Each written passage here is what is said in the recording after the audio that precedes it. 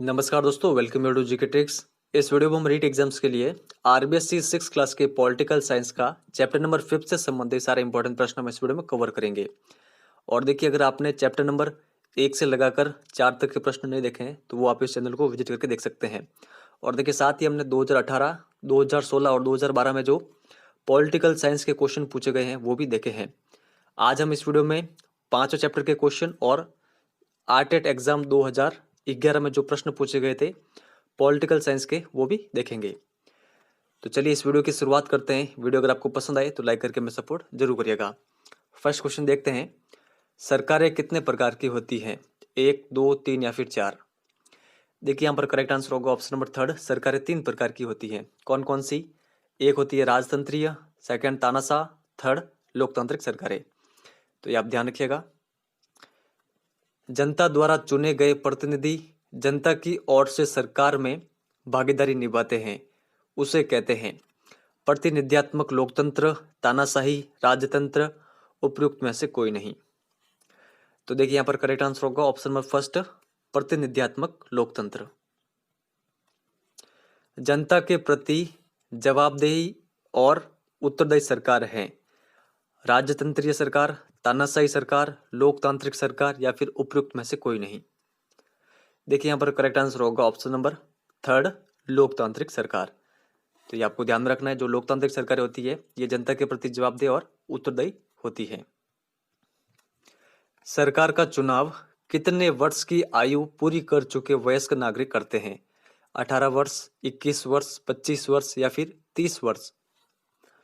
तो देखिए, यहाँ पर करेक्ट आंसर होगा ऑप्शन नंबर फर्स्ट, 18 वर्ष। राजतंत्रीय सरकार में अंतिम निर्णय लेने का अधिकार किसके पास होता है? जनता के पास, राजा के पास, राजा के मंत्रियों के पास या फिर कोई नहीं? देखिए, करेक्ट आंसर होगा राजतंत्रीय सरकार में अंतिम निर्णय लेने का फैसला होता है राजा के पास। ऑप्शन नंबर सेकंड यहाँ पर करेक्ट आंसर होगा। ऐसी सरकार जो एक ही हित को जबरदस्ती लागू करती है कहलाती है राजतंत्रीय सरकार, तानाशाही सरकार, लोकतांत्रिक सरकार या फिर उपयुक्त में से कोई नहीं। देखिए, यहाँ पर करेक्ट आंसर होगा ऑप्शन नंबर सेकंड, तानाशाही सरकार। नगर पालिका किस स्तर पर सरकार के रूप में कार्य करती है? स्थानीय स्तर पर, राज्य स्तर पर, राष्ट्रीय स्तर पर या फिर इनमें से कोई नहीं? तो देखिए, यहाँ पर करेक्ट आंसर होगा ऑप्शन में फर्स्ट, स्थानीय स्तर पर। राजतंत्रीय सरकार का मुखिया होता है निर्वाचित, तानाशाह, वंशानुगत या फिर इनमें से कोई नहीं? देखिए, यहाँ पर करेक्ट आंसर होगा ऑप्शन नंबर थर्ड, वंशानुगत। लोकतंत्र में कानून का पालन कराने का दायित्व होता है सरकार पर, जनप्रतिनिधियों पर, केंद्रीय प्रशासन पर या फिर न्यायपालिका पर? तो देखिए, यहाँ पर करेक्ट आंसर होगा ऑप्शन नंबर फोर्थ, न्यायपालिका पर। निम्न में से जो तानाशाही सरकार की विशेषता नहीं है वो आपको यहाँ पर बतानी है। किसी एक हित को जबरदस्ती लागू करती है, जनता के पास विरोध व समर्थन करने का अधिकार नहीं होता, सबको अपने अपने हितों को प्रकट करने और संगठन बनाने की स्वतंत्रता होती है, या फिर शासक जनता के प्रति जवाबदेह नहीं होता? तो देखिए, यहाँ पर जो करेक्ट आंसर होगा वो होगा ऑप्शन नंबर थर्ड, तानाशाही सरकार की ये विशेषता नहीं है, सबको अपने अपने हितों को प्रकट करने और संगठन बनाने की स्वतंत्रता होती है।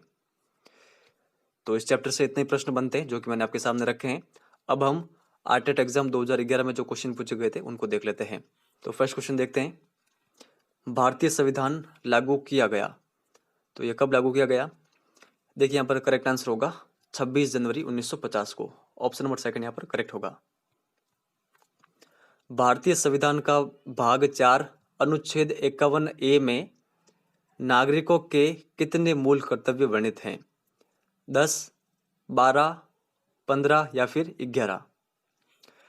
तो देखिए, यहाँ पर करेक्ट आंसर होगा ऑप्शन नंबर फोर्थ, 11 मूल कर्तव्य वर्णित है नागरिकों के। और देखिए किस भाग में, तो भाग 4 क में है, लेकिन क्वेश्चन में केवल 4 दे रखा था तो मैंने ऐसे लिखा है।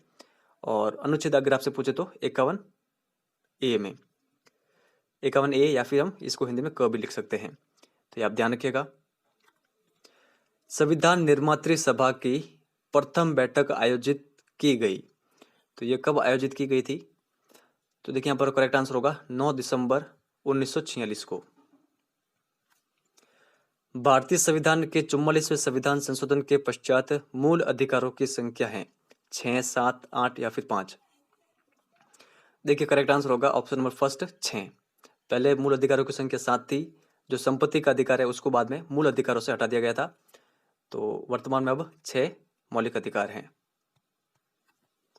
भारतीय संविधान की कौन सी विशेषता नहीं है? प्रजातांत्रिक पद्धति, मूल अधिकार एवं कर्तव्य, प्रत्येक नागरिकों को रोजगार की सुरक्षा, स्वतंत्र न्यायपालिका? देखिए यहाँ पर करेक्ट आंसर होगा भारतीय संविधान की विशेषता नहीं है प्रत्येक नागरिकों को रोजगार की सुरक्षा। तो भारतीय संविधान की विशेषता कौन कौन सी है ये आपको ध्यान में रखना है।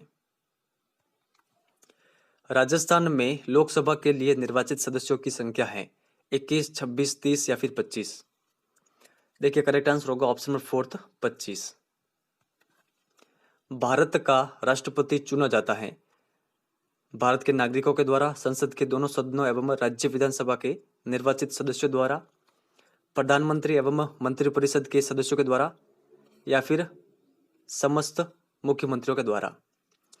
देखिए यहाँ पर करेक्ट आंसर होगा भारत के राष्ट्रपति का चुनाव होता है संसद के दोनों सदनों यानी लोकसभा और राज्यसभा और जो राज्य विधानसभा है इनके निर्वाचित सदस्यों के द्वारा। तो ये आपको ध्यान में रखना है। भारत का सर्वोच्च सेनापति कौन है? प्रमुख सेनाध्यक्ष, मुख्य न्यायाधीश, राष्ट्रपति या फिर प्रधानमंत्री? देखिए करेक्ट आंसर होगा भारत का सर्वोच्च सेनापति होता है राष्ट्रपति। भारत में सर्वोच्च न्यायालय के मुख्य न्यायाधीश की नियुक्ति करता है उपराष्ट्रपति, राष्ट्रपति, प्रधानमंत्री, राष्ट्रपति एवं प्रधानमंत्री? देखिए करेक्ट आंसर होगा सर्वोच्च न्यायालय के मुख्य न्यायाधीश की नियुक्ति की जाती है राष्ट्रपति के द्वारा। ऑप्शन नंबर सेकंड यहाँ पर करेक्ट होगा।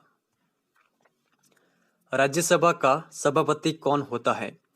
विपक्ष का नेता, गृह मंत्री, उपराष्ट्रपति या फिर राज्य के सदस्यों द्वारा निर्वाचित सदस्य? तो देखिए यहाँ पर करेक्ट आंसर होगा राज्यसभा का सभापति होता है उपराष्ट्रपति। तो ये 10 प्रश्न पूछे गए थे आर्टेड एग्जाम 2011 में। अब आपको इस क्वेश्चन का आंसर इस वीडियो के कमेंट सेक्शन में देना है, जो कि हमने जो हमारा लास्ट चैप्टर है चैप्टर नंबर 4 वहां पर देखा था। प्राथमिक सहकारी समिति के गठन के लिए न्यूनतम सदस्यों की संख्या कितनी होनी चाहिए? 10, 15, 20 या फिर 25? तो अगर आपको इस क्वेश्चन का सही आंसर आता हो तो आप कमेंट सेक्शन में लिख के बता सकते हैं। और देखिए अगर आप अभी तक हमारे टेलीग्राम चैनल से ज्वाइन नहीं हुए तो आप ज्वाइन हो सकते हैं। सिंपली आप टेलीग्राम पर जाए और वहाँ पर सर्च करें जीके ट्रिक एजुकेशन, वहाँ पर आपको हमारा चैनल मिल जाएगा। तो इस वीडियो में इतना ही है। चैनल को सब्सक्राइब जरूर करें ताकि जब भी हम नेक्स्ट चैप्टर के क्वेश्चन आपके लिए लेके आए तो उसकी नोटिफिकेशन आपको मिल सके। तो इस वीडियो में इतना ही है। धन्यवाद।